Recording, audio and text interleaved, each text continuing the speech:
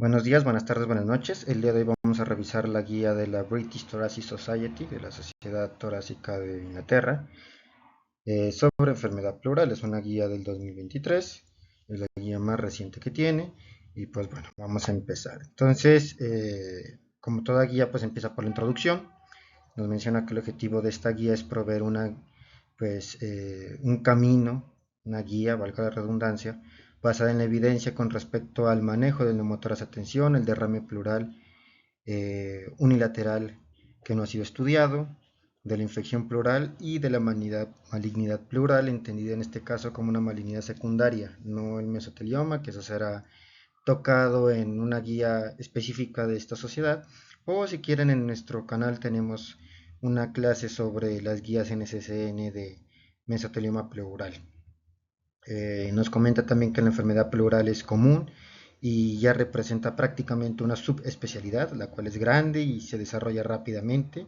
En esta sociedad tiene una guía previa del 2001 y pues en esta ocasión realizaron una revisión de toda la evidencia que se publicó desde entonces para generar unas recomendaciones más actualizadas.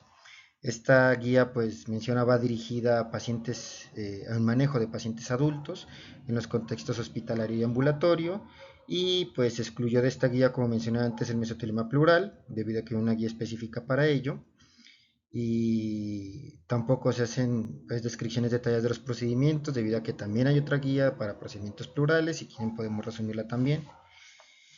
Eh, y pues eso sería todo pues, como parte de la introducción. Como parte de los métodos, entonces el grupo para el desarrollo de este documento se formó en junio del 2018 y se reunió por primera vez en noviembre del 2018. Desde entonces se reunieron un número total de 10 veces, utilizaron la metodología GRADE, si quieren también podemos hacer un video para explicar de qué va esta metodología, para generar las recomendaciones y formularon diferentes preguntas PICO, también podemos hacer un video explicando qué es PICO si lo desean, a partir de las cuales se realizó pues, revisiones sistemáticas de la literatura.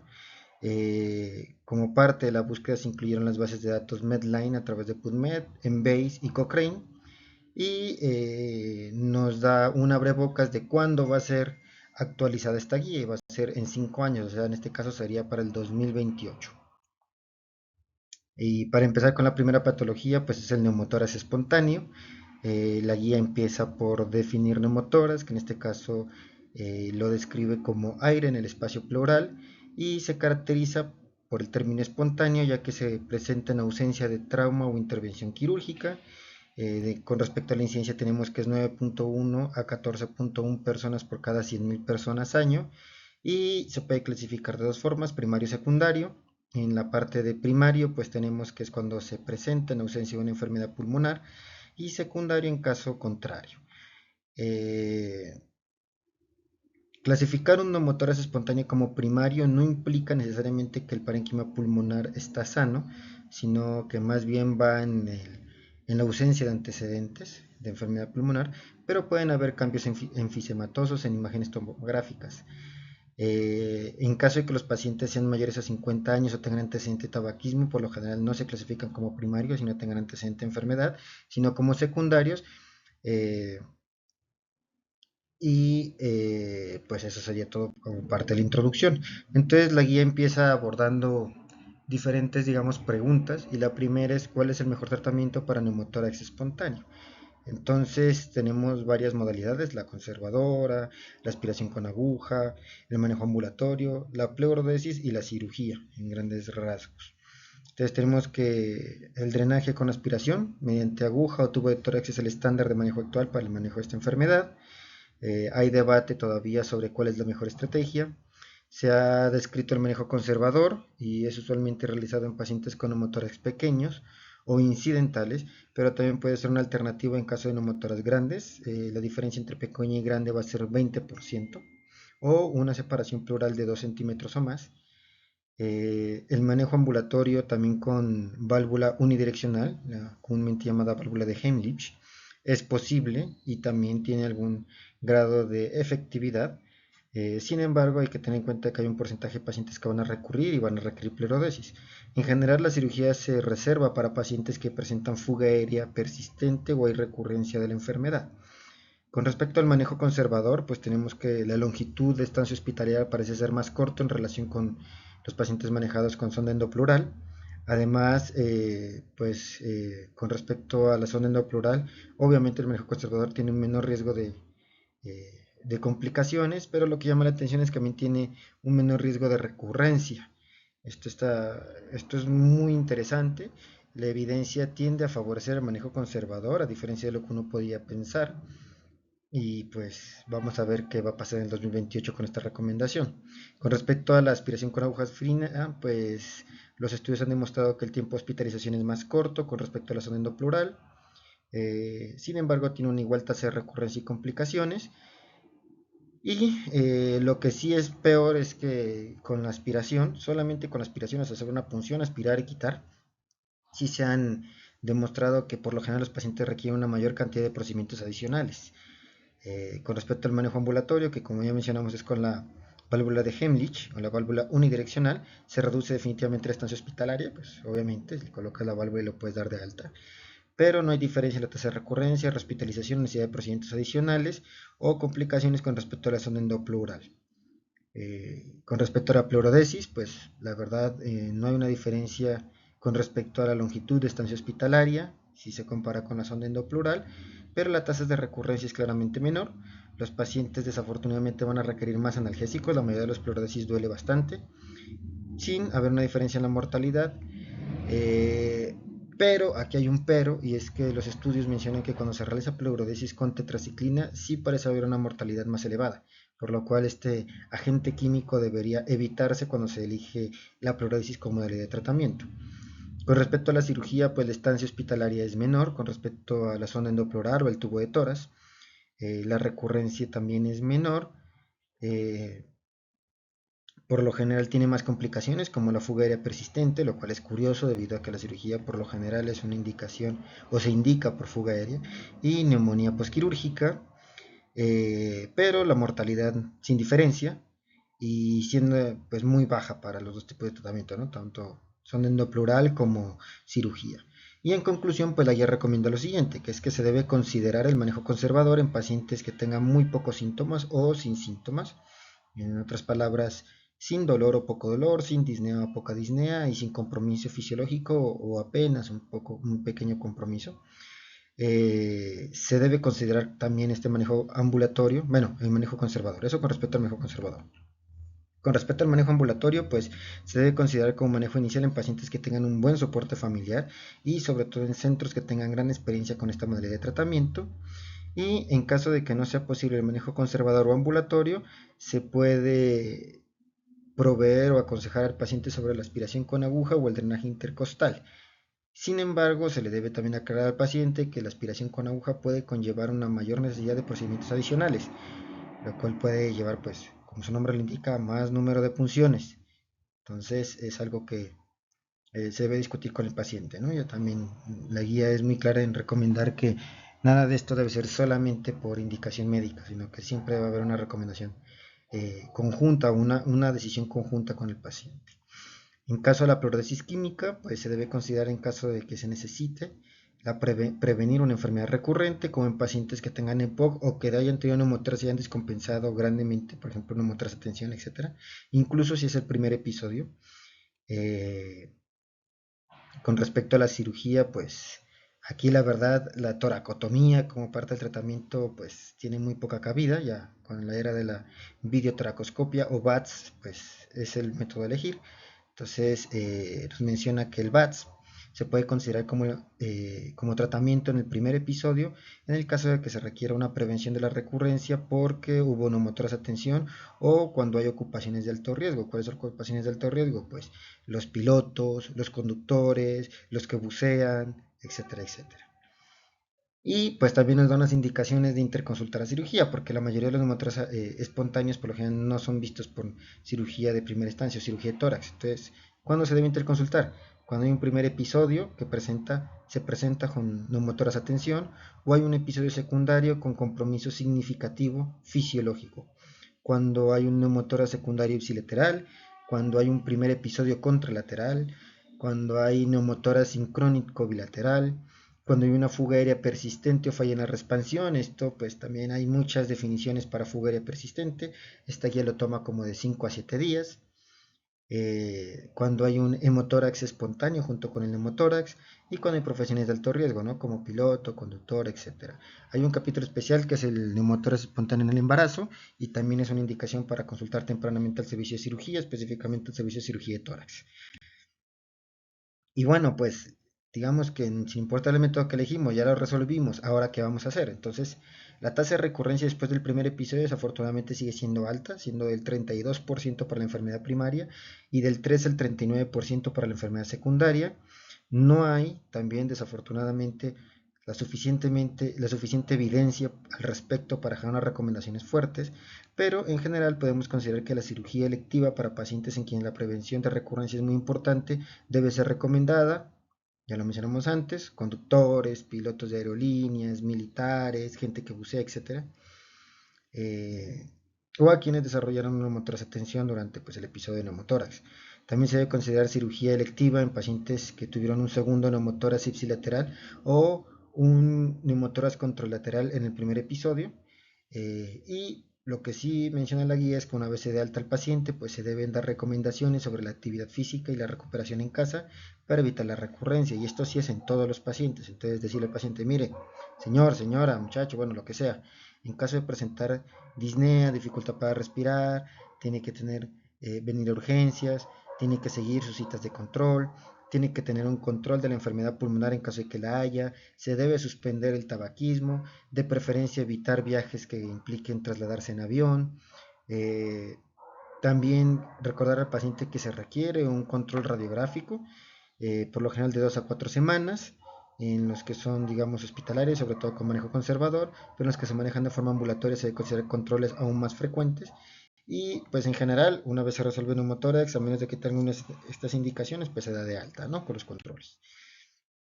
¿Qué pasa con los pacientes que tienen fuga aérea persistente? Ya mencionamos que la guía lo recomienda o sea, define fuga aérea persistente para aquellas fugas que persisten después de 5 a 7 días, pero, y este sí es un gran pero, hay que tener en cuenta que esto no está claramente definido, algunos artículos mencionan que de 3 a 5 días, entonces bueno, para efectos de esta guía de 5 a 7. Entonces, muchos neumotórax espontáneos resolverán una vez la fuga se cierre, en caso de que este sea la causa del neumotórax persistente. Sin embargo, algunos evolucionan pues a la persistencia de esta fuga con una falla en la expansión pulmonar. Se puede colocar succión torácica, colocar drenajes torácicos de un mayor diámetro con el fin de que haya una evacuación de neumotórax más rápido, pero también se puede generar parche sanguíneo, por lo general con sangre del mismo paciente, pleurodosis química, se pueden colocar válvulas endobronquiales, es a través de broncoscopía, ver qué bronquio es el que da luz a la fuga y colocar una válvula. Y por último, pues la cirugía, ¿no? El tratamiento con sangre autóloga, que es el parche hemático, sin importar el método, digamos, utilizado, reduce el tiempo de hospitalización, el método de liberación más que todo, si es con jeringas, si es con aspersor, etcétera, sí reduce el tiempo de hospitalización con respecto a la sonda no pleural clásica. La verdad es que a pesar de que es uno de los tratamientos más ampliamente utilizados, no hay una evidencia que sugiera que la succión tiene un beneficio en el tratamiento del neumotórax persistente, perdón. Y con respecto a la terapia endobronquial, en este caso las válvulas, menciona que tiene un potencial para tratar el neumotórax y la fuga aérea persistente, pero no hay la suficiente evidencia como para una recomendación fuerte. En caso de no estar en condiciones para realizar la cirugía, que sería la principal indicación, el gol estándar en este caso, se debe considerar el parche con sangre autóloga o las terapias endobronquiales. Esto sí está claro y es la principal recomendación de esta guía. Bueno, pues ya elegimos operarlo. ¿Qué enfoque vamos a hacer? ¿Toracotomía o VATS? Y es que las tasas de recurrencia después de cirugía, sin importar cuál sea el método utilizado, suelen ser muy bajas, pero desafortunadamente son un poco mayores para el VATS. La longitud de estancia, el dolor postquirúrgico y las complicaciones sí son superiores o son menores en VATS.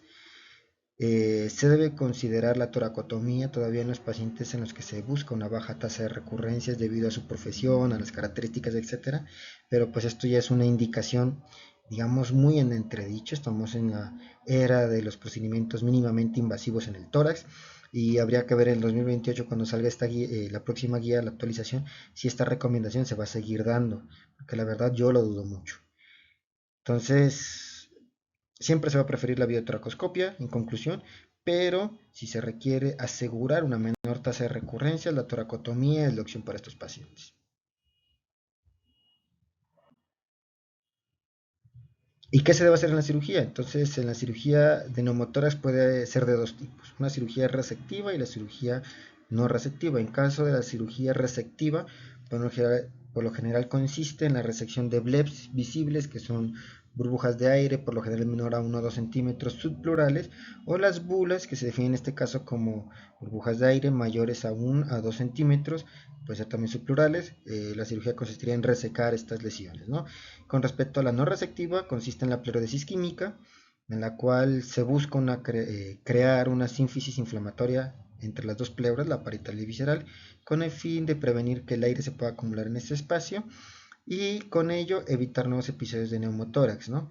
Eh, no hay una diferencia estadísticamente significativa en la literatura entre recurrencia, estancia hospitalaria, necesidad de tratamientos adicionales, la duración de la fuga aérea, complicaciones o mortalidad.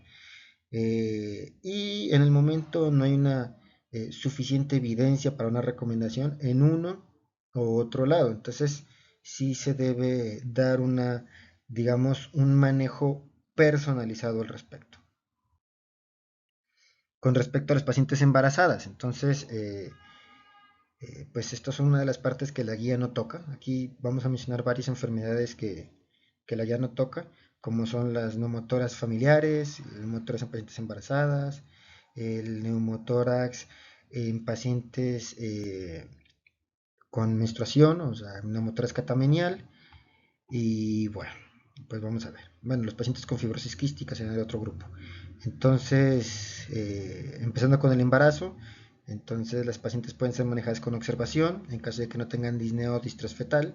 Esto es muy importante, siempre manejo conjunto con ginecología. Y cuando el neumotórax es pequeño, que esto se define como menor a 2 centímetros de separación entre las pleuras. En caso de no cumplir estos criterios, se puede utilizar el tubo de tórax. Esto pues sí tiene que ser un manejo muy conjunto con ginecología. En el trabajo de parto puede haber un incremento en el neumotórax espontáneo, en el neumotórax pues, espontáneo, el neumotórax que ya tiene la paciente, por lo cual se requiere un trabajo de equipo con el fin de elegir la vía del parto, y es que pues durante el trabajo de parto aumenta el trabajo respiratorio, maniobras de valsalva mucho más importantes, esfuerzo fisiológico y estrés fisiológico, se debe tener todo esto en cuenta. Con respecto al neumotórax catamenial, se define como dolor torácico, disnea o hemotisis, que por lo general se da 72 horas antes o después de empezar el ciclo menstrual de la mujer. Usualmente es en mujeres jóvenes. Se ha propuesto que la incidencia puede ser hasta el 25%, pero también se cree que hay un infradiagnóstico debido a que muchas mujeres no consultan ante estos síntomas. Suele ser del lado derecho más comúnmente y tiene una mayor tasa de recurrencia, y siempre las recurrencias coinciden con el ciclo menstrual. Por lo general se asocia mucho al antecedente de endometriosis pélvica, y a pesar de que hay algunos estudios sobre esto, son pocos y la etiología no es claramente definida. Hay algunos autores que exploran la posibilidad de que haya defectos en la pleura diafragmática con pequeños depósitos endometriósicos, y la principal sospecha es que el aire del neumotórax realmente no tenga un origen eh, torácico, sino que más bien sea una aspiración de este aire desde el abdomen. Pero también pues debido a los focos endometriósicos pleurales puede también tratarse de una erosión pleural con ruptura y pues la generación del neumotórax. El tratamiento incluye tratamiento hormonal, ya que se debe hacer un descanso ovárico o Varirex, y la videotoracoscopia, el VATS. Con respecto a la fibrosis quística, pues ocurre en el 0.64% de los pacientes, esto pues por cada año, y un 3.4% en la población general. Es más común en ancianos y con enfermedad pulmonar avanzada, lleva un mal pronóstico. La supervivencia de estos pacientes que tienen neumotoras teniendo enfermedad fibrosis quística por lo general es de aproximadamente 30 meses. El neumotórax contralateral también puede existir en más del 40% de los pacientes, por lo cual es un diagnóstico que se debe descartar. El pulmón que se colapsa puede ser rígido y retener esputo, por lo cual la expansión va a ser mucho más difícil y más demorada. La sonda endopleural o el manejo con sonda endopleural va a tener una recurrencia del 50%, por lo cual pues es un caricellazo prácticamente, es lanzar una moneda al aire, por lo cual se debe también tener en cuenta procedimientos como la pleurectomía, la abrasión pleural y la pleurodesis química, debido a que podrían reducir la recurrencia de esta patología. En general, cuando se elige un tratamiento quirúrgico, la pleurectomía parcial es el tratamiento de elección, ya sea unilateral o bilateral, ¿no? Con respecto al que es el neumotórax iatrogénico traumático, que es el que se da por traumas, golpes o a través de punción, por procedimientos, etcétera, la verdad es que hay muchísima evidencia a favor del manejo conservador y pues es lo que sugiere la guía, ¿no? Entonces, curiosamente, a lo que podría uno pensar, la guía sí recomienda el tratamiento conservador, a pesar de que uno podría pensar que debido a que hay una lesión pleural, etcétera, etcétera, pues no. Y la última cosa, se me pasó la diapositiva, pero la última causa serían los síndromes familiares, de neumotórax familiar. La verdad son muy raros. Se ha descrito la esclerosis tuberosa, los desórdenes del colágeno como el síndrome de Marfan, son muy raros. Se debe sospechar en pacientes con neumotórax recurrente o características físicas que hagan similitud con las presentadas en estos pacientes, ¿no? En estos síndromes. Y bueno, eso sería todo con respecto al neumotórax espontáneo. Después sigue el derrame pleural, unilateral no estudiado. Se me pasaron las diapositivas, la verdad estamos un poco locos, no sé qué pasó. Pero bueno, vamos a mencionar que se refiere a la acumulación de líquido en el espacio pleural, uno de los dos hemitórax. Por lo general es consecuencia de una disminución en la absorción del líquido o en un aumento en la producción de eso, o en las dos cosas. En este caso, la aspiración de líquido pleural para su estudio sí va a ser muy, muy, muy importante. Y en caso de que no sea posible la aspiración, entonces se va a sugerir o se sugiere el estudio radiográfico, principalmente mediante tomografía. Y bueno, pues vamos a empezar con este tema. Entonces, ¿cuál es la precisión radiológica? Entonces, pues aquí vamos a tener varias cosas, ¿no? Dentro de los métodos radiográficos que tenemos incluimos la radiografía simple, sea P lateral o oblicua, la tomografía axial computarizada, el ultrasonido torácico y la toma de PET, TAC y la imagen por resonancia magnética. Dependiendo de la causa, pues va a ser, digamos, el éxito de la prueba. En general, en causas infecciosas, la ausencia de características de malignidad, como engrosamiento circunferencial de la pleura, compromiso nodular de la superficie mediastinal, sugiere un derrame benigno. Las características tomográficas más comunes son una configuración lentiforme del líquido pleural, un engrosamiento pleural visceral, esto le llaman el signo de la pleura dividida, una hipertrofia de la glosa extrapleural mayor a 2 milímetros y un incremento de la densidad de grasa extrapleural con consolidación pulmonar. La sensibilidad desafortunadamente es bien pobre, es del 20 al 48%, por lo cual la toracentesis es necesaria para permitir una mejor caracterización de este líquido posiblemente infectado, ¿no? Puede haber sincronía entre una malignidad y una infección, o sea, puede haber un derrame maligno que posiblemente se infecta, hasta en el 5% de los casos, y esto es algo que se debe tener en cuenta. Una masa que compromete la grasa extrapleural y un engrosamiento pleural mediastinal puede significar malignidad coexistente y también se debe tener en cuenta estos hallazgos en la tomografía. Con respecto a la pleuritis tuberculosa, puede simular una malignidad pleural cuando el engrosamiento pleural supera el centímetro. Hay compromiso de la superficie mediastinal, la nodularidad, sin embargo, de la malignidad no está asociada a compromiso de la pared torácica, y en el ultrasonido los derrames tuberculosos tienden a ser más complejos, tener septos internos y el líquido ser muy rico en linfocitos. Dentro de las causas no infecciosas, pues tenemos que puede haber derrame por procesos inflamatorios, como procesos como artritis reumatoide, como el síndrome de Dressler, como paraneumónicos, neumonía organizativa, etcétera, la embolia pulmonar, el embolismo pulmonar. Y también hay un derrame inflamatorio asociado a la aspiración de asbesto. Esto es un derrame típicamente blando en la tomografía, así lo describen, mostrando un engrosamiento suave y leve de la pleura parietal que no compromete el mediastino. Y los derrames crónicos se asocian a bandas parenquimatosas y subsecuentemente un pulmón no expandido, o lo que anteriormente se llamaba como un pulmón atrapado, ¿no? Las características lentiformes de la colección pleural, el realce de la pleura visceral, la hipertrofia de la grasa pleural, adyacente con densidad incrementada y ausencia de características de malignidad, va a ser muy de líquidos inflamatorios, sobre todo infecciosos. Siempre tener en cuenta que la tuberculosis va a simular malignidad. Tener siempre en cuenta que la malignidad de la infección es posible, como se mencionó, hasta un 5% de los pacientes. El PEC-TAC no es útil como tal para la identificación maligna, solo con el estudio, siempre tener una sospecha.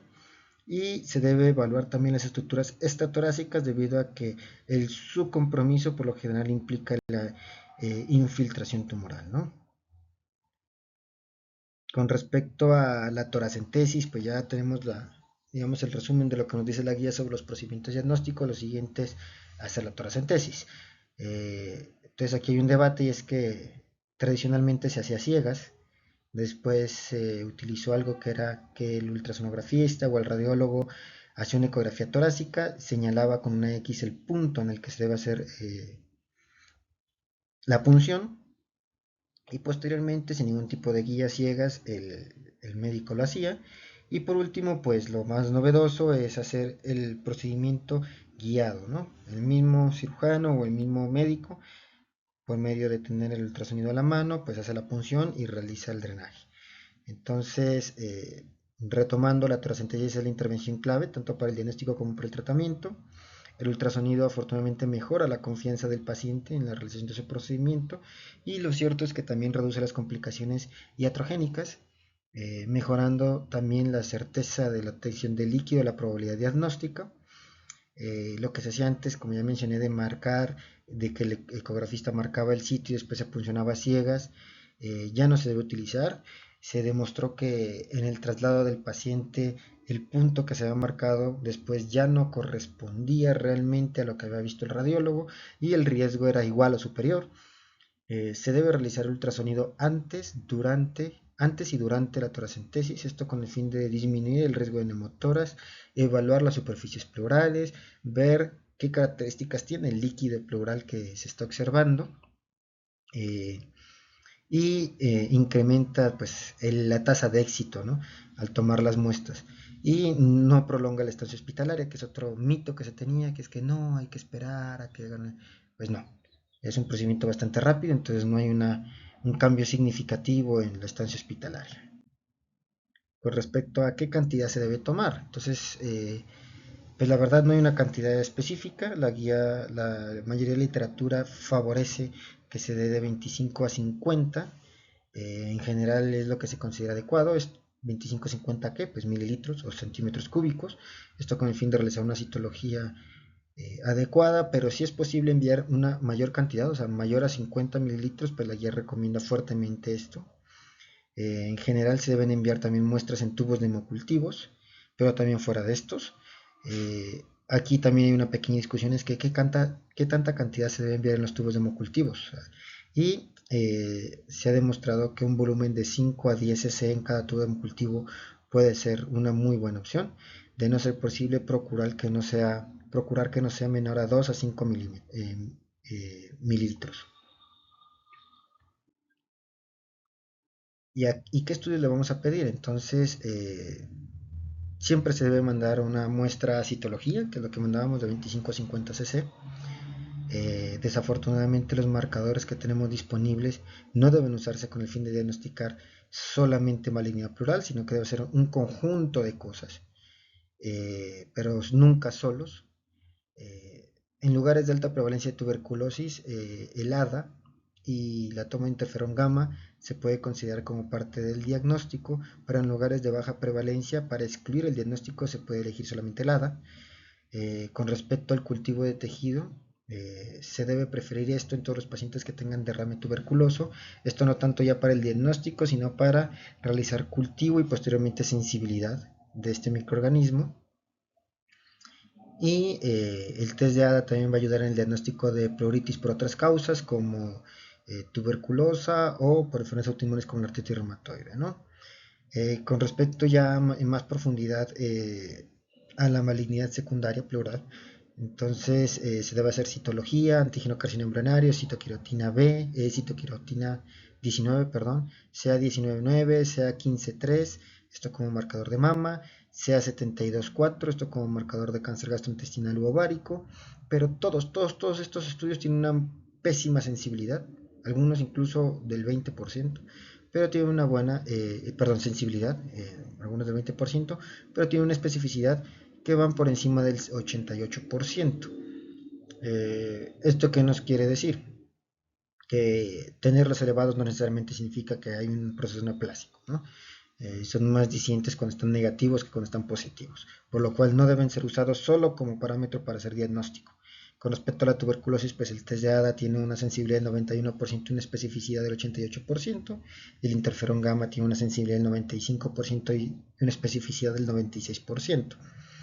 ¿Qué hacer con los derrames en los que se sospecha falla cardíaca? Entonces hay estudios que soportan el uso de NT-proBNP en líquido endopleural, ha demostrado una sensibilidad del 95% y una especificidad del 95%, pero no es un parámetro que sea superior a la medición sérica del mismo, por lo cual la guía al final termina recomendando que no se realice debido a que aumenta los costos y que pues si ya se va a tomar sérico, tomarlo pleural pues no sería una buena idea.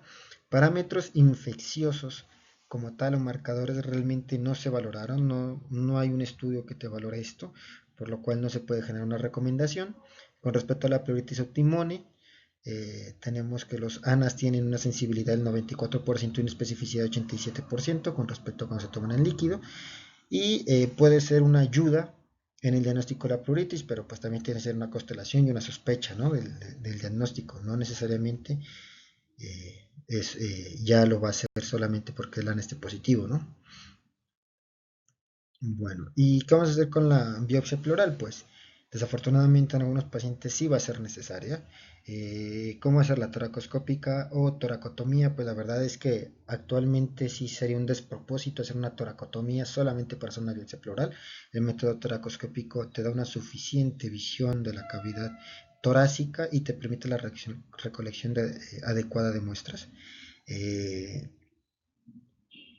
pero también se puede tomar biopsias cerradas, ¿no? Esto se puede hacer mediante guía ultrasonográfica, tomográfica, incluso a ciegas. Siempre se va a preferir la guía imagenológica en caso de que se haga, pero los estudios en general han mostrado una menor sensibilidad y especificidad cuando se toma a ciegas que cuando se realiza por toracoscopio. Entonces las biopsias tienen que realizarse por toracoscopio de preferencia. Bueno, continuando, pues la guía nos da ahorita una abrebocas de lo que es la infección pleural. Entonces, se mantiene como una enfermedad con una significativa morbimortalidad. La incidencia desafortunadamente ha ido aumentando cada año. Actualmente en el Reino Unido, por ejemplo, es de 80.000 casos por cada 100.000 personas, esto cada año. Eh, Definimos infección pleural como la entrada de bacterias y replicación de las mismas en el espacio pleural. Se ha usado términos como infección complicada y no complicada para el derrame pleural, pero la mayoría de las definiciones de estos términos implican un proceso neumónico asociado y pues esto no es cierto, ¿no? Hay algunas infecciones que no necesariamente tienen que tener una neumonía como su agente etiológico. Eh, Después exploramos un poco el término de empiema, y es que el empiema se refiere a la detección de material purulento en el líquido pleural y representa pues el espectro final de la infección pleural. En este caso sí vamos a requerir un diagnóstico rápido debido a que esta patología puede tener una mortalidad significativa y en caso de que no tenga puede tener morbilidad. También se requiere pues un inicio de terapia antibiótica muy rápido, temprano, manejo nutricional y profilaxis antitrombótica, y siempre hay que drenar las colecciones infectadas de ser posible. Y más cuando es empiema. Hay un viejo adagio que decía que el empiema no debe ver la luz del amanecer. Y es que en caso de que se sospeche empiema o que funcione ya empiema, hay que drenarlo, sea como sea. Ya si no es empiema, pues hay que ver los marcadores químicos. Bueno, es lo que va a abordar la guía más adelante.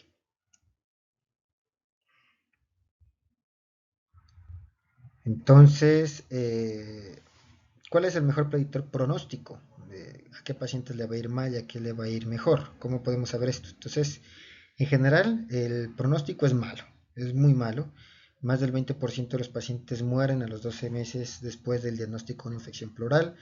Eh, Se han hecho estudios sobre, pues viendo qué microorganismos son la infección y la mortalidad, pero la verdad es que no se ha demostrado una relación causal entre el microorganismo, la tasa de mortalidad, la estancia hospitalaria y la necesidad de cirugía. Lo que sí se ha demostrado es que cuando la infección está asociada al cuidado de la salud, sí hay más mortalidad y estancia hospitalaria. Cuando se hace ultrasonido torácico y se demuestra la presencia de septos, sí se ha asociado esto con una mayor estancia hospitalaria y cirugía, y necesidad de cirugía. Y hay unos score como el score PPE, que es Pneumonic Effusion. Esto se hace por medio de tomografía y va a evaluar el realce pleural en medio de contraste, la presencia de microburbujas pleurales, el coeficiente de atenuación, que en este caso se incrementa de la grasa extrapleural, y el volumen de líquido pleural cuando es mayor o menor a 400 cc. Y pues esto ha demostrado que podría discriminar de una forma adecuada, prediciendo mortalidad y la necesidad de cirugía. eh, pero pues ahí necesitan más estudios, se necesita validar esto de una mejor manera. Por lo general, con respecto a este score, un puntaje mayor a 4 implica complicación y necesidad de cirugía y todas estas cosas, pero pues se necesita una valoración más rápida. Hay un score que la guía recomienda debido a que es fácil de aplicar, que es el score o el puntaje RAPID. Esto con el fin de estratificar el pronóstico, pero también recomienda el índice de comorbilidad de Carson, debido a que nos permite saber qué tanto riesgo quirúrgico podrá tener un paciente y si es capaz de soportar los procedimientos quirúrgicos, y pues esto va a beneficiar con miras al tratamiento posterior, ¿no?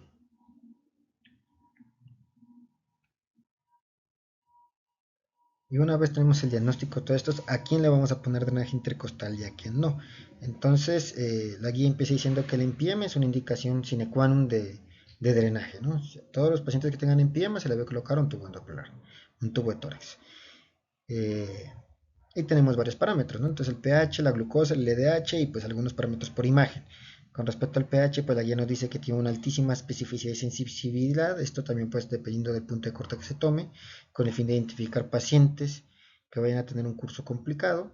Cuando el pH es mayor a 7.38, pues va a indicar un bajo riesgo de complicación. Cuando el pH es menor o igual a 7.15, indica un altísimo riesgo de un derrame paraneumónico complicado, pero cuando está de 7.16 a 7.32 indica un riesgo disminuido de complicación, sobre todo cuando es mayor a 7.22. El LDH o la glucosa son menos precisos que el pH, pero hay una correlación entre el pH pleural y la glucosa de forma importante, de tal manera que una glucosa de, que es de 4 milimoles por litro indica una probabilidad moderada a alta de derrame complicado. Y pues al final recomienda que en caso de haber pus o un pH menor a 7.22 hay un alto riesgo de derrame complicado de infección pleural y se debe colocar un drenaje intercostal. Eh, en caso de que pues el volumen pleural pues mirado o observado mediante ultrasonografía torácica sugiera que el procedimiento es seguro, ¿no? Pues no, si no tenemos ni una gota o si lo aspiramos todo mediante la toracentesis inicial, pues no vamos a colocar una sonda pleural, ¿no? En caso de que el pH sea mayor a 7.2 o menor a 7.4, hay un riesgo intermedio y se deben medir otros parámetros, en este caso el LDH. Anteriormente se consideraba que era mayor a 1000 el criterio, ahora se considera que en caso de ser mayor a 900 unidades por litro, considerar el drenaje intercostal, sobre todo si pues, el derrame está acompañado a clínica como fiebre, como haber una gran cantidad de líquido, mayor a 400, cuando hay una glucosa baja, en este caso menor a 72 miligramos por decilitro o a 4 milimoles por litro, o que en la ultrasonografía torácica o tomografía haya presencia de septos. Si el pH es mayor a 7.4 hay un riesgo muy bajo de que sea un derrame complicado y el drenaje podría no estar indicado. En ausencia, digamos, del reporte de pH, una glucosa menor a 3.3 milimoles por litro es un indicador que nos va a dar una alta probabilidad y podría ser usado para indicar el drenaje pleural. Y siempre hay que tener pues los diagnósticos diferenciales en mente. También da una recomendación sobre no contaminar la muestra con heparina o anestésicos locales, debido a que estas sustancias disminuyen artificialmente el pH y nos pueden dar una mala apreciación. Y tampoco se debe demorar la medición del pH. De hecho, hay algunas guías, algunos estudios, no lo menciona la guía, pero que inmediatamente se tome la muestra se debe poner en la tira de pH. Pues esto ya sería como tener todo a la mano, pero la mayoría pues apenas se tome la muestra, bajarla a procesar, debido a que puede alterar artificialmente también el pH. Entre más se demore, más va a bajar el pH. ¿Y cuál es la mejor estrategia? Entonces aquí también tenemos algunas cosas. Algunos prefieren el tubo intercostal, otros prefieren el drenaje quirúrgico. Entonces, pues tenemos que el control infeccioso a través de drenaje pleural es de máxima importancia. Eh, Afortunadamente para el paciente, el tamaño del tubo al parecer no tiene un efecto en la mortalidad, en la necesidad de cirugías en los días de hospitalización. Un tubo torácico con un diámetro mayor a 14 French sí se ha reportado que eh, incrementa el dolor post tratamiento sin una mejoría en los otros desenlaces. Con respecto al VAX o a la cirugía, el drenaje por vasotoracotomía reduce la necesidad de intervención, debido a que pues, es una visualización de todo el espacio pleural, puedes lavar, puedes drenar, etc. Eh, También puede reducir la estancia hospitalaria en comparación con el tubo tórax simple, pero también hay que tener en cuenta que eh, tiene muchísima más mortalidad, debido a que es un procedimiento que va a requerir anestesia general, intubación, etcétera, etcétera. Entonces sí se debe discutir mucho con el paciente cuál es la mejor estrategia. Siempre esta guía, si por algo se caracteriza, es que siempre te va a dar las opciones de discutir con el paciente las mejores opciones de tratamiento. ¿Y qué pasa con la terapia intrapleural? O sea, tenemos un paciente con sonda endopleural, que va a ser el principal manejo, ¿no? La cirugía va a ser el segundo, pero entonces tenemos un paciente con sonda endopleural. Podemos aplicar terapias intrapleurales con el fin de mejorar el drenaje y mejorar la tasa de pleurodesis o disminuir la tasa de recurrencia del derrame. Entonces, la guía que nos dice pues que primero empieza con una leve introducción, donde nos dice que el depósito de fibrina y septos en el espacio pleural, que por lo general ocurre en la infección pleural, impiden el drenaje de forma adecuada de las conexiones pleurales, haciendo que fracasen por los tratamientos. Y pues nos da varias opciones. Puede haber estreptoquinasa, puede ser uroquinasa, puede ser con activador tisular del plasminógeno, como el teplasa, puede haber ADNasa, y puede haber también irrigaciones o lavados con soluciones salinas. Y pues empieza a escribir uno por uno, ¿no? Entonces, con respecto a la estreptoquinasa, nos dice que no tiene un efecto realmente en la mortalidad de la estancia hospitalaria o en la necesidad de cirugía, ni siquiera en la resolución radiográfica del derrame pleural, pero sí incrementa las complicaciones post-tratamiento cuando se comparan con el drenaje torácico o con el placebo. O sea que realmente estreptoquinasa es peor que no hacer nada. Con respecto a la uroquinasa, pues reduce la necesidad de cirugía, acelera la resolución de la fiebre y reduce la estancia hospitalaria en comparación con el placebo. Eh, con respecto al activador tisular de plasminógeno y al ADN-ASA, nos menciona que reducen la estancia hospitalaria, la probabilidad de fiebre persistente, e incrementa la probabilidad de resolución radiográfica del derrame en comparación con el placebo. Sin embargo, hay que tener en cuenta que aumenta el riesgo de complicaciones post-tratamiento, específicamente el riesgo de hemorragia. El factor tisular de plasminógeno o el ADN-ASA por sí solos no mejoran el pronóstico en comparación con el placebo. Y con respecto a la irrigación y los lavados, pues nos menciona que la irrigación hecha con solución salina, específicamente 250 cc por 3 veces al día, reduce la necesidad de cirugía torácica, pero no tiene un impacto en la mortalidad, en la estancia hospitalaria o en el tiempo de resolución de la fiebre en comparación con el lavado simplemente. Y pues la guía ya nos da las recomendaciones. Entonces tenemos que la estreptoquinasa no se debe usar, la uroquinasa parece ser mejor, pero no lo suficiente. El TPA debe usarse siempre en combinación con el ADN-ASA y nunca estos dos solos. Y en caso de que se usen, la guía recomienda que de TPA sea 10 miligramos cada 12 horas y de ADN-ASA puede ser 5 miligramos cada 12 horas por 3 días. Pero si no hay ninguna otra opción, se debe considerar la irrigación con solución salina, barata, económica, ampliamente disponible. Hay una guía específica de procedimientos pleurales donde describe más cómo realizarlos, qué agentes utilizar y todo. Pues la guía nos remite a esta otra guía. En caso de que lo prefieran, podemos hacer también un resumen de esa guía de procedimientos pleurales, una guía un poco más viejita, es del 2010. Pero pues bueno, dejen comentarios si quieren que se haga. Con respecto al enfoque quirúrgico, entonces, ¿qué se va a hacer? Toracotomía o VATS. Entonces, afortunadamente hay muchos pacientes que mejoran con el manejo médico, pero otros tantos no lo hacen. Y la principal indicación quirúrgica va a ser esta, la no mejoría con el tratamiento médico. VATS y toracotomía van a tener una igual o similar mortalidad y también una igual o similar necesidad de repetir las intervenciones. Sin embargo, la videotoracoscopia tiene menos dolor postquirúrgico, menos estancia hospitalaria y menos cantidad de complicaciones, por lo cual se debe preferir esta opción, siempre preferir el VATS. La verdad es que esto es una tendencia mundial, la mínima invasión va a ser siempre, digamos, preferida sobre las toracotomías, pero siempre hay que tener en cuenta que se debe elegir la modalidad que permita al cirujano realizar una limpieza adecuada de todo el material infectado y siempre pues asegurar la expansión pulmonar. Con respecto a la extensión de la cirugía, pues aquí la guía describe si solamente hacer drenaje y lavado o también hacer decorticación. Entonces, tampoco se pone de acuerdo la guía, no nos da una sola recomendación, sino que debemos elegir el método de tratamiento dependiendo del paciente que tengamos al frente y del estadio del empiema o cuando los pulmones están completamente, digamos, atrapados o no pueden expandir.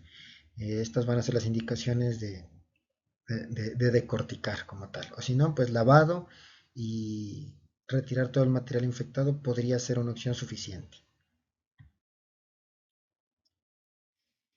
Y con respecto al cultivo de líquido pleural, pues tiene una sensibilidad de 50-60%, teniendo en cuenta que los hemocultivos tienen un bajísimo rendimiento, menor al 10%. En las infecciones adquiridas en la comunidad, los microorganismos más comunes son los gram positivos, especialmente los streptococos, y dentro de los streptococos específicamente los streptococos anginosus, y los estafilococos también son los segundos más frecuentes. Con respecto a los gram negativos son menos frecuentes, pero los anaerobios sí se pueden encontrar de forma no tan infrecuente, tanto de forma aislada como en coinfección con microorganismos aerobios.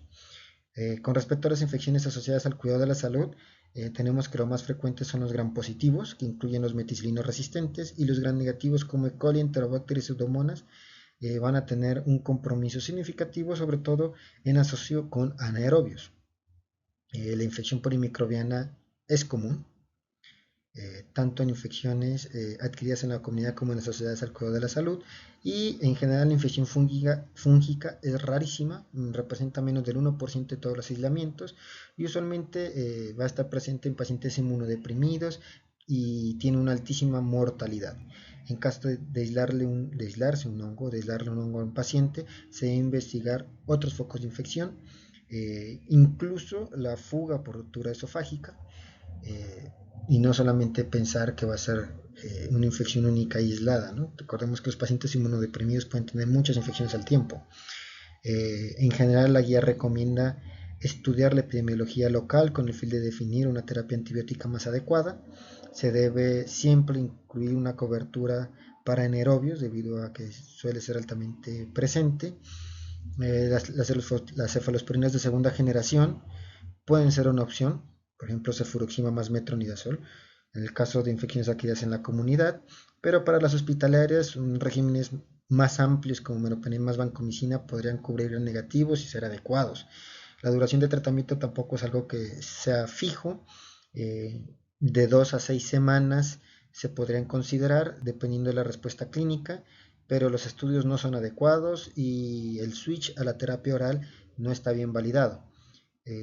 No hay una contraindicación para dar terapia intravenosa en casa, lo que en algunos países se llaman home care o extensión domiciliaria de la terapia antibiótica, por lo cual en caso de tenerla disponible se podría realizar. Y por último, pues para cerrar esta guía, tenemos lo que son las malignidades pleurales.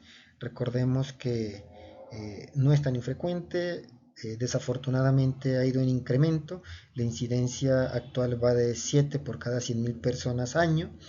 Las causas más comunes son cáncer pulmonar y de mama, pero también se pueden incluir linfomas, neoplasias gastrointestinales y geniturinarias.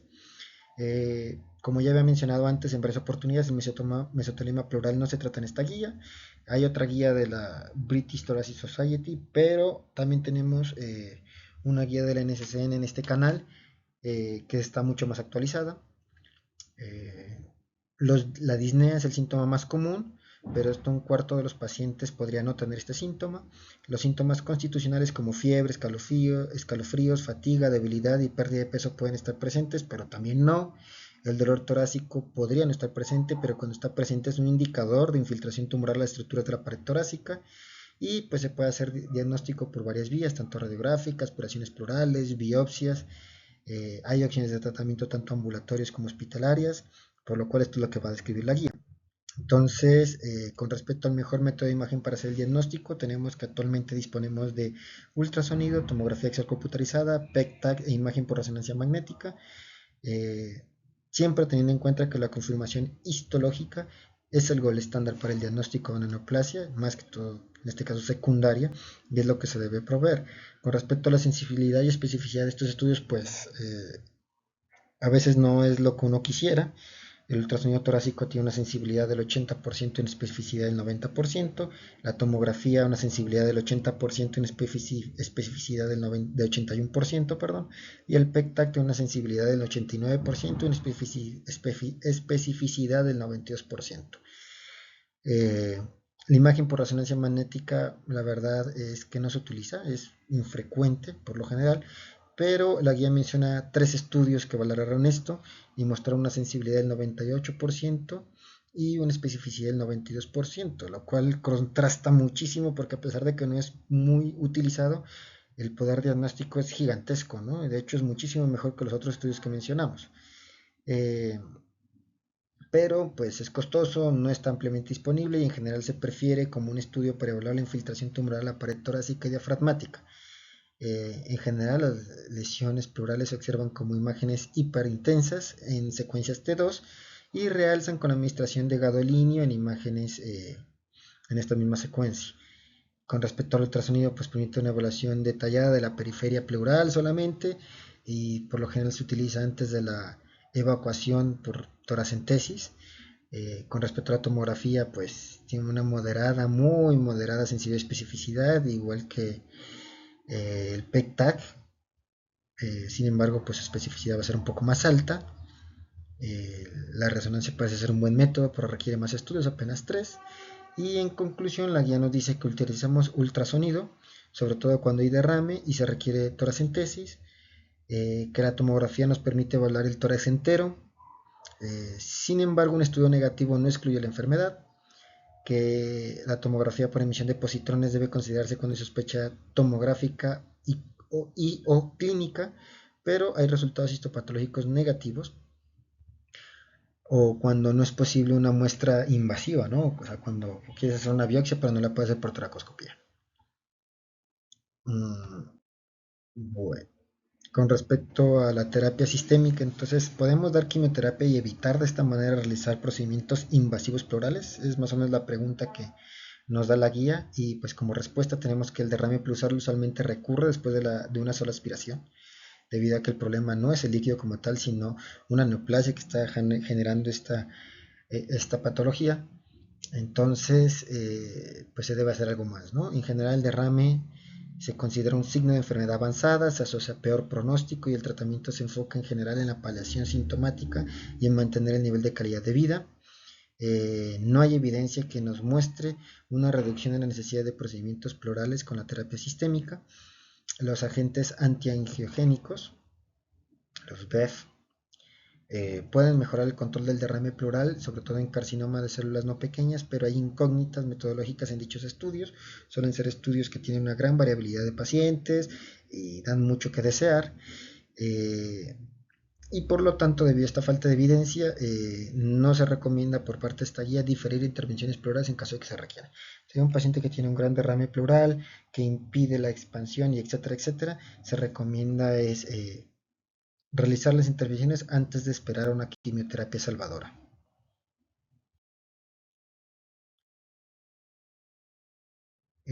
Con respecto a la aspiración y el talco, ¿qué podemos tener? ¿Qué es mejor? ¿Realizar toracentesis con sonda o también realizar pleurodesis? Entonces, la pleurodesis con talco es Lurri. El Lurri viene como de talco, podemos decir, lechoso. Se asocia con mayor estancia hospitalaria, pero reduce la necesidad de reintervención y complicaciones cuando se compara con solo la aspiración.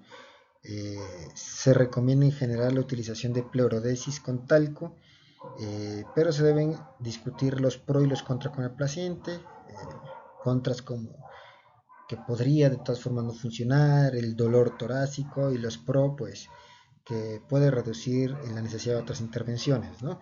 Esto pues comparándose con la sola aspiración, como podemos dar cuenta que pues casi que es una seguridad de recurrencia. Con respecto al catéter tonalizado, entonces en este caso la guía compara esta opción con el talco slurry, que es el talco lechoso, es talco que se diluye con agua y se inyecta por medio de la zona endopleural.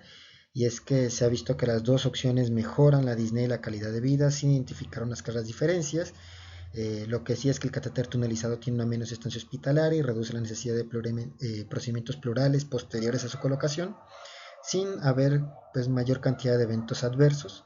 En general, la guía recomienda ofrecer al paciente las dos alternativas y discutir los pros y los contras, nunca subestimando, o sea, sin subestimar el impacto psicológico que puede tener para el paciente tener un catéter torácico a permanencia, ¿no? Debido a que esto altera la visión corporal que tiene el paciente y podría limitar un poco el movimiento. Sin embargo, pues tiene una menor estancia hospitalaria, o sea, no tienes que estar vigilando como la pleurodesis, manejando dolor incluso y este tipo de cosas. Con, con respecto a la toracoscopía, la guía lo compara que qué es mejor, hacer toracoscopía o pleurodesis slurry o pleurodesis lechosa, y la verdad es que no parece haber una gran diferencia entre estos dos procedimientos en relación a la calidad de vida y estancia hospitalaria, dolor o disnea.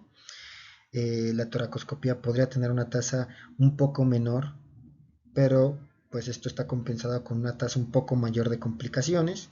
Se podrían plantear las dos opciones de tratamiento, sobre todo por lo que la tracoscopía te permite hacer pleurodosis con talco, pero con talco polvo en vez de lechoso, bajo visión directa, ¿no? Y en caso de que se haga ya procedimiento quirúrgico, se debe realizar pleurodesis y decorticación o solamente pleurodesis con talco slurry por zona endoplural. Entonces, aquí nos dice que el tratamiento quirúrgico requiere una mayor estancia hospitalaria, pero reduce la necesidad temprana de reintervención. En el caso de realizar decorticación, la tasa de falla eh, se puede incrementar. En caso de no realizarla, perdón, la decorticación siempre ha mostrado que puede generar una mayor cantidad de pleurodesis exitosa, pero pues se debe discutir el riesgo-beneficio, ¿no? La pleurodesis tiene más dolor, es un procedimiento técnicamente muchísimo más difícil, va a requerir pues anestesia general en la mayoría de los casos, etcétera, etcétera, ¿no? Y aquí aspiración sola versus pleurodesis slurry versus cirugía versus catéteres tunelizado. Todas las opciones, ¿no? Todas las opciones que tenemos. Entonces, aquí la guía empieza a decir que, bueno, esto se va a comparar principalmente en pulmón que no está expandido y desafortunadamente no hay una clara definición para un pulmón no expandido. Esta guía lo define el pulmón no expandido como aquel que tiene o igual o más de un 25% de su pleura sin contacto con la pleura parietal o la pared. Esto mediante apariencia radiográfica. Hay que tener en cuenta que desafortunadamente pues la radiografía tiene una gran variación de interpretación interobservador. Eh, lo que sí es que la no expansión pulmonar tiene un peor pronóstico. La guía aquí aclara que se prefiere el término no expandido a otros términos como pulmón atrapado o en atrapamiento, eh, ya que este término no expandido puede incluir tanto el engrosamiento pleural visceral como el parietal y como la obstrucción bronquial que puede generar la no expansión pulmonar. En general, el catéter tunelizado mejora la calidad de vida y la disnea, pero resulta pues en un catéter por tiempo prolongado, por lo general mayor a 100 días, y además tiene un pequeño riesgo de infección. No hay evidencia que favorezca la periordisis Slurry sobre el catéter tunelizado, pero la periordisis Slurry ha demostrado mejorar la calidad de vida, los síntomas y la tasa de pleurodesis con respecto al solamente el catéter. Eh, no hay una evidencia tampoco que soporte el uso de pleurodesis con talco por VAC sobre el catéter tunelizado. La talla de pleurodesis definitivamente se incrementa en el derrame pleural maligno y el pulmón no expandido si no se realiza decorticación, si solamente se realiza pues, la pleurodesis y ya. Hay que tomar la decisión siempre basándose en las características específicas del paciente. Siempre considerar el catéter tunelizado, pero antes de utilizarlo se debe realizar una toracentesis y mejorar si realmente hay una mejoría sintomática con la resolución de este líquido pleural. Debido a en caso de que no, pues el catéter tunelizado no nos va a mejorar esta parte. Eh, Como ya he mencionado ampliamente en el transcurso de esta charla, la aspiración sola puede resultar en una necesidad mayor de procedimientos repetidos y esto se debe informar al paciente. El SLUR en un pulmón no expandido puede mejorar la calidad de vida debido a que aumenta las tasas de pleurodesis, pero también mejora el dolor crónico y la disnea. Y pues en general esto es lo que nos dice, ¿no? Entonces, si se va a colocar un catéter tunelizado, siempre es una aspiración antes. La aspiración sola, en conclusión, más veces va a requerir el tratamiento. En caso de colocar un catéter tunelizado, se podría considerar la aplicación del talco slurry, esto con el fin de mejorar las tasas de pleurodesis. Y si se va a ver cirugía, pues si es posible realizar la decorticación para mejorar las tasas de pleurodesis también. Y enzimas pleurales. Entonces, en el caso de que el paciente ya tenga septos, pues estos pacientes se van a beneficiar menos del drenaje pleural debido a que estos septos van a impedir este drenaje, dando un peor pronóstico. No hay realmente estudios que comparen enzimas versus cirugías. No se puede dar una recomendación fuerte, pero en los pacientes hospitalizados que ya tienen un drenaje, el uso de fibrinolíticos podría cortar la estancia hospitalaria en comparación a no colocarlos. Eh, Además, también va a disminuir la tasa de falla de pleurodesis y la disnea. Los pacientes que no están hospitalizados, sino que son ambulatorios y tienen un catéter tunelizado, los fibrinolíticos podrían mejorar la disnea y podrían resolver los drenajes septados, pero la verdad no tiene pues, un papel en evitar la recurrencia de estos septos. La cirugía se podría considerar con el fin de paliar síntomas en una minoría de pacientes que tengan derrame septado, pero en general, pues la guía nos dice sí, se pueden utilizar. Hablar con el paciente le digo de sangrado, pero tampoco es que vaya a mejorar mucho el pronóstico, ¿no? Y en caso de que el paciente tenga ya un drenaje ambulatorio, entonces, ¿qué debe hacer? ¿Drenajes diarios o drenaje a necesidad dependiendo de los síntomas? Y es que aquí, pues, la disnea, el dolor torácico, las complicaciones y estancia hospitalaria parece ser igual para los dos tipos de drenaje. Lo único que cambia es que el drenaje diario parece incrementar la tasa de pleurodesis, es más probable que si tú te drenas diariamente puedas tener una pleurodesis y posiblemente a futuro un retiro de este drenaje pleural y pues mejorando la calidad de vida, pero pues la evidencia al respecto no es fuerte. Entonces, en conclusión, Si el paciente tiene como prioridad quitar el drenaje en algún momento, se debe hacer drenajes diarios, quitar todo el líquido que pueda, en lo posible. ¿Y qué tenemos respecto a la pleurodesis en un paciente que tenga un catéter tunelizado? Y es que se puede realizar. En general lo hacen con talco, slurry. Eh, Dicen que en general el dolor torácico y la disnea pueden reducirse si se aplica talco, esto debido a que aumenta las tasas de pleurodesis, pero no hay una diferencia realmente en las tasas de complicaciones. En general sí se debe ofrecer, en caso de que se quiera lograr la pleurodesis para retirar el catéter tunelizado, y se debe discutir esta opción con el paciente. Con respecto a la quimio intrapleural, pues realmente no hay pacientes que comparen solo la quimio intrapleural con la terapia sistémica, pero sí hay algunos estudios que comparan la combinación con solamente la terapia sistémica y han demostrado que podría, pero sí, podría mejorar el control del derrame, incrementar la calidad de vida, la supervivencia libre de progresión, la supervivencia general, con respecto a la quimioterapia sola, pero pues se requieren estudios más amplios, de más peso, con mayor número de pacientes y en general no debe ser usado de forma rutinaria, sino que se debe discutir con el paciente. Con respecto a los puntajes pronósticos, pues tenemos principalmente dos, el LEN y el PROMIS. El LEN utiliza LDH plural, el ECOG, que es una forma de medir el performance o el estado físico, la tasa neutrófilo linfocito y el tipo de tumor que tiene. Y el PROMIS, que es una mezcla de marcadores de respuesta a pleurodesis en derrame pleural maligno. Sin embargo, su impacto en las decisiones clínicas y pronósticos de supervivencia no ha sido evaluado y en general pues todavía hay dudas de si se pueden aplicar o no. Esta revisión de estas guías pues fue un poco más larga, en general la guía pues tiene 30 páginas, pero pues aquí se las compacté en una hora de clase. Espero que sigan teniendo buen día, buena tarde, buena noche y los dejo con Sam, la mascota del canal. Nos vemos en un próximo video.